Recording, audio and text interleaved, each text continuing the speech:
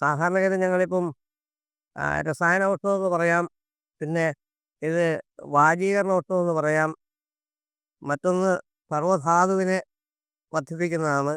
മുഖ്യമായും ദശമൂലങ്ങൾ ചേരുന്നുണ്ട്. അതുപോലെ പിന്നെ പുരുഷന്മാർക്കുള്ള ബലഹീനത എന്ന് പറയുന്നത് നമുക്ക് വലിയൊരു പ്രശ്നം തന്നെയാണ്. അപ്പം അതിന് വേണ്ടിയുള്ള വളരെ സമഗ്രമായ ഒരു വസ്തുവാണ് ആയുർവേദം പറയുന്ന ഒരു സാധനമാണ് മുക്തരി അല്ലെങ്കിൽ നിലപ്പന എന്ന് പറയുന്നത്.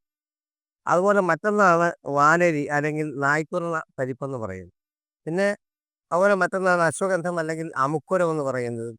അതുപോലെ വിതാരി അല്ലെങ്കിൽ പാൽമുതക്ക് അങ്ങനെയുള്ള സാധനം. പിന്നെ ഒരുപാട് കൂട്ടം മരുന്ന്, അതായത് വാജീകരണ ഔഷധങ്ങൾ, ധാതുവർദ്ധനവിന് വേണ്ടിയുള്ള ഔഷധങ്ങൾ ചേർത്തുള്ള ഒരു രസായന ഔഷധമാണ്. ലേഹി രൂപത്തിൽ എടുക്കാവുന്നതാണ്. ഔഷധങ്ങൾ തിരഞ്ഞെടുക്കുമ്പോൾ നമുക്ക് വിശ്വാസയോഗ്യമായ ഇടങ്ങളിൽ നിന്നാണ് ഈ ഔഷധങ്ങൾ തിരഞ്ഞെടുക്കുന്നത്. അതിനെ കൊണ്ടുവന്ന് കഷായം വെച്ച് ആ കഷായം പിഴിഞ്ഞരിച്ച് ഇപ്പം ഇത് കഷായ രൂപത്തിലാണ് ഇത് ഉള്ളത്. ശർക്കരയും തേനും മറ്റു സാധനങ്ങളൊക്കെ ചേർത്തിട്ട് ലേഹി രൂപത്തിലാക്കി എടുക്കും. പാരമ്പര്യമായി ചെയ്തു വരുന്നൊരു കൂട്ടാണ്. അപ്പോൾ ഇത് കഴിക്കുമ്പോൾ വലിയ പഥ്യമൊന്നും നോക്കേണ്ടതില്ല. വളരെ ഡെലീഷ്യസ് ആണ്. അതായത് നമ്മൾ കൃത്യമായ അളവിൽ തന്നെയാണ് അതിൻ്റെ മധുരത്തിനുള്ള നല്ല വളരെ ഫലപ്രദമായ ശർക്കരയും അതുപോലെ തേനും പിന്നെ ചേർക്കുന്നത്. അപ്പം അത് നമ്മൾ വിശ്വസിക്കുന്നത് ബഹുകൽപ്പം ബഹുഗുണം സമ്പന്നം യോഗ്യം ഔഷധമെന്ന്.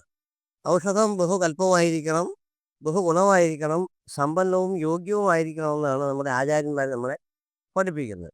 അപ്പോൾ അതുകൊണ്ട് തന്നെയാണ് പല രീതിയിലുള്ള പല വിധത്തിലുള്ള ഔഷധങ്ങൾ പലയിടങ്ങളിൽ നിന്ന് ശേഖരിക്കപ്പെടുന്ന ഔഷധ സസ്യങ്ങളെ സ്വരൂപിച്ചുകൊണ്ട് അതിനെ ആ ദ്രവ്യങ്ങളെല്ലാം യോജിപ്പിച്ചുകൊണ്ടുള്ള നല്ലൊരു ദ്രവ്യത്തിൻ്റെ കൂട്ടാണ്. എന്ന് പറഞ്ഞാൽ നല്ലൊരു ഔഷധ കൂട്ടാണ്. വളരെ വർഷങ്ങളായി ഞങ്ങൾ ചെയ്തുകൊണ്ടിരിക്കുന്നതാണ്. ഇത് വളരെ ഫലപ്രദമായി ഞങ്ങൾക്ക് പല അനുഭവസ്ഥരായ ഒരുപാട് ആളുകൾ ഇതിപ്പോൾ ഉപയോഗിക്കുന്നുണ്ട്. അതാണ് അതുകൊണ്ടാണ് ഇതിങ്ങനെ നമുക്ക് ഉണ്ടാക്കാൻ കഴിയുന്നത്. അത് നമുക്ക് അത്യാവശ്യം വേണ്ട ആളുകൾക്ക് കൊടുക്കാൻ കഴിയുന്നു. അവർക്ക് ഫലപ്രദമായതുകൊണ്ടാണ് വീണ്ടും ആളുകൾ ആവശ്യപ്പെടുന്നത്.